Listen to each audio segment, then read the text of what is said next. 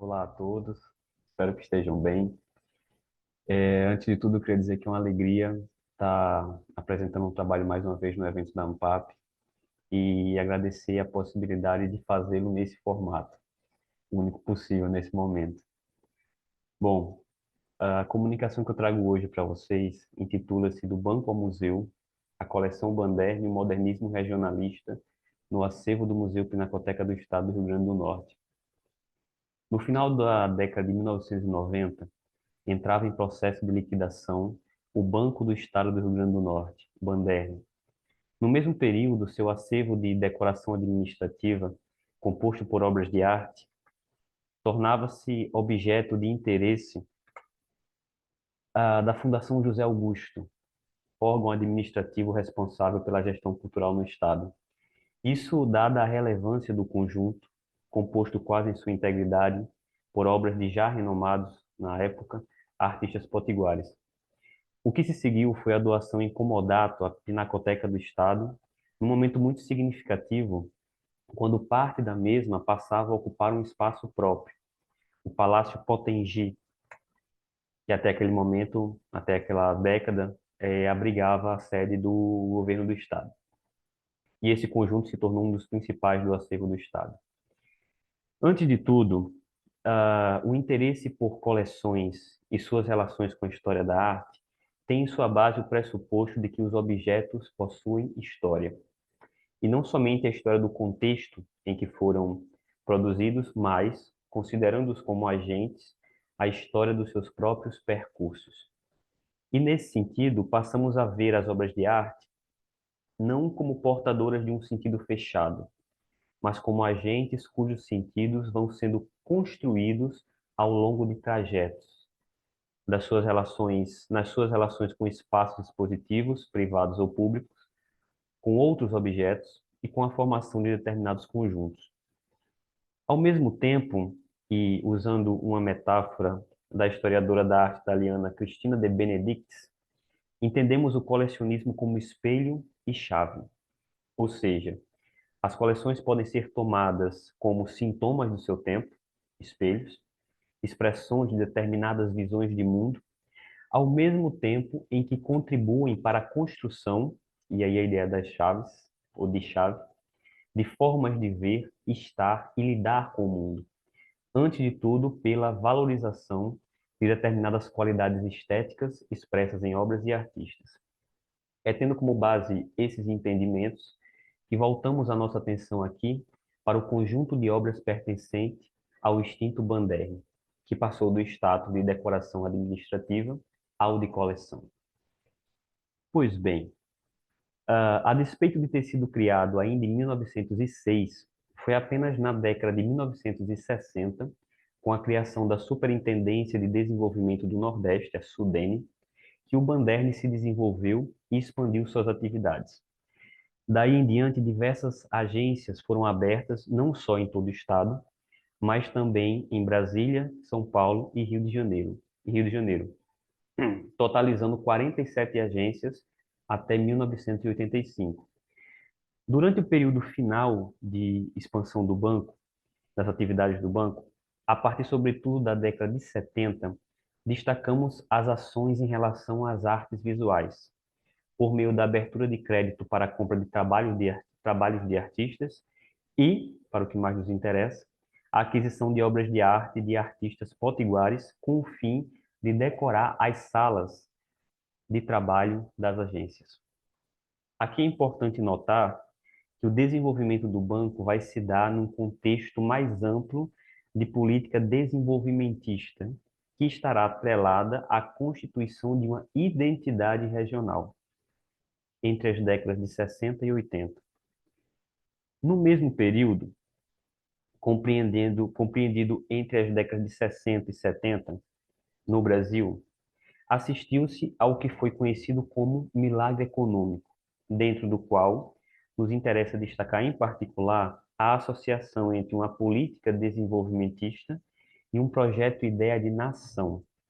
mais especificamente do que seria uma arte nacional. No que se refere ao Rio Grande do Norte, observamos as relações entre a promoção e consagração da arte moderna no Estado entre finais da década de 60 e início da década de 80, e um projeto mais amplo de constituição do que seria propriamente uma arte potiguar. Na década de 1970, e seguindo as diretrizes nacionais da Embratur, foi criada no Rio Grande do Norte a Empresa de Promoção e Desenvolvimento do Turismo, a Emprotur, a partir da qual uma determinada produção de artes visuais passou a ser identificada como representativa da imagem da arte no Estado, incorporada a produtos apresentados em exposições, feiras e congressos, sempre com a participação do poder público. Entre essa produção, destacava-se, perdão, os nomes de dois artistas norte-riograndenses, Dorian Gray Caldas e Newton Navarro, considerados precursores da arte moderna no Estado, cujos marcos inaugurais teriam sido o primeiro e o segundo salões de arte moderna, respectivamente realizados nos anos de 1949 e 1950. A partir de então, esses nomes se confundem com a história da arte no Estado, uma vez que vão empreender, os dois, uma verdadeira campanha pela aceitação da arte moderna,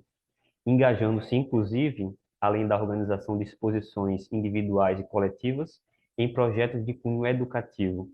entre os quais a Escolinha Cândido Portinari, que funcionou de 1966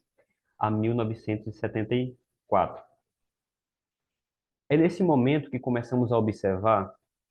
a estruturação de um sistema de arte propriamente dito no Estado,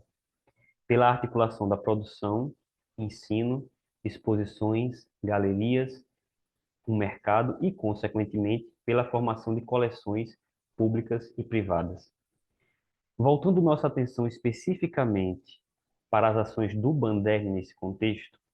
em 1973, o banco patrocinou, com o aval do Banco Central, uma exposição de 3 artistas potiguares, Dorian Gray Caldas, Newton Navarro e Iraquém Marques de Lima, na sede do Banco Internacional de Desenvolvimento Econômico, em Washington. A mostra para a presidência do Banderri integrava,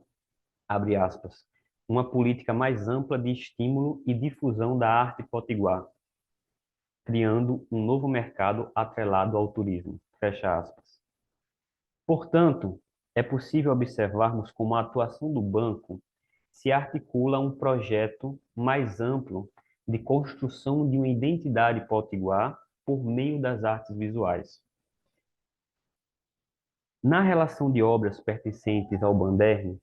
de um total de 92 trabalhos, 21 são de autoria de Newton Navarro e 24 de Dorian Gray, sendo os outros artistas com maior número de obras, Fernando Gugel e o entalhador Mancha, ambos com 8. Com relação às temáticas, o que se observa é a construção de uma identidade potiguar, seja em termos espaciais, de manifestações culturais ou de tipos humanos, estes últimos em geral relacionados ao universo do trabalho. A identidade espacial se expressa nas composições de elementos naturais, como nas folhagens, como nas frutas tropicais e nos cajus de Aécio Emerenciano, nas folhagens de Dorian Gray,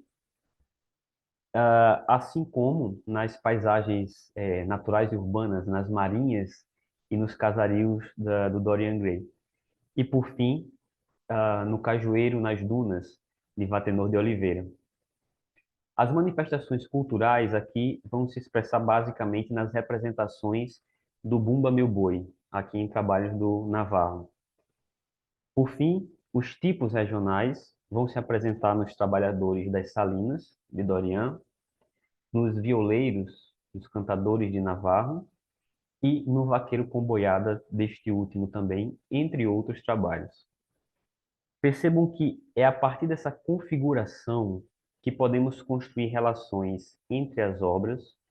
e o universo de sentido que estamos aqui denominando de modernismo regionalista. Termo esse que nos remete a uma tendência nas artes visuais que uniu a influência da arte moderna a uma dada construção de identidade regional. A partir da década de 40, de 1940, e tendo como foco irradiador a experiência pernambucana,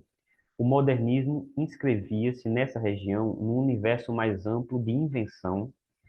da própria ideia de Nordeste, como muito bem estabeleceu o professor Durval Muniz de Albuquerque Júnior. É, portanto, nesse universo de síntese entre um programa formal importado e conteúdos temáticos regionais que podemos entender a obra desses artistas predominantes na coleção Banderma, que, mais uma vez, afirma sua importância ao se apresentar não só como um caminho viável de pesquisa,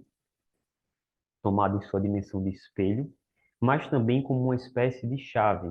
para a compreensão da formação do acervo do Estado,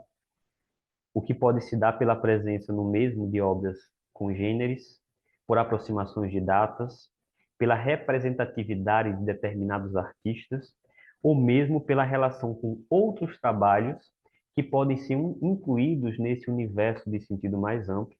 que estamos chamando de modernismo regionalista. Diante dessa investigação sobre a coleção Banderma, lançamos aqui a hipótese de que é possível compreender o acervo mais amplo por essa chave de uma identidade regional, vinculada ao vocabulário modernista.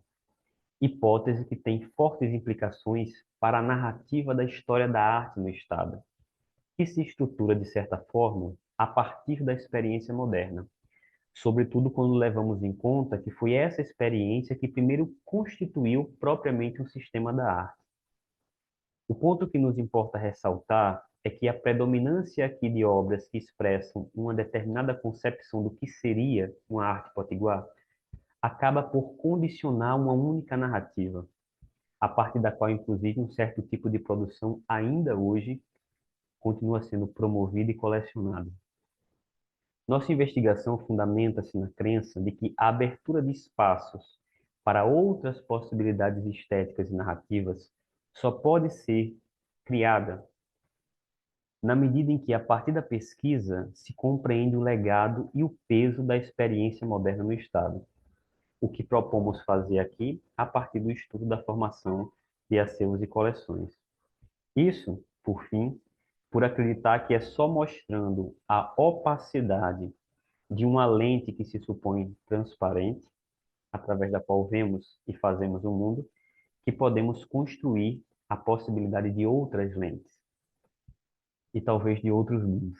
É isso. Obrigado.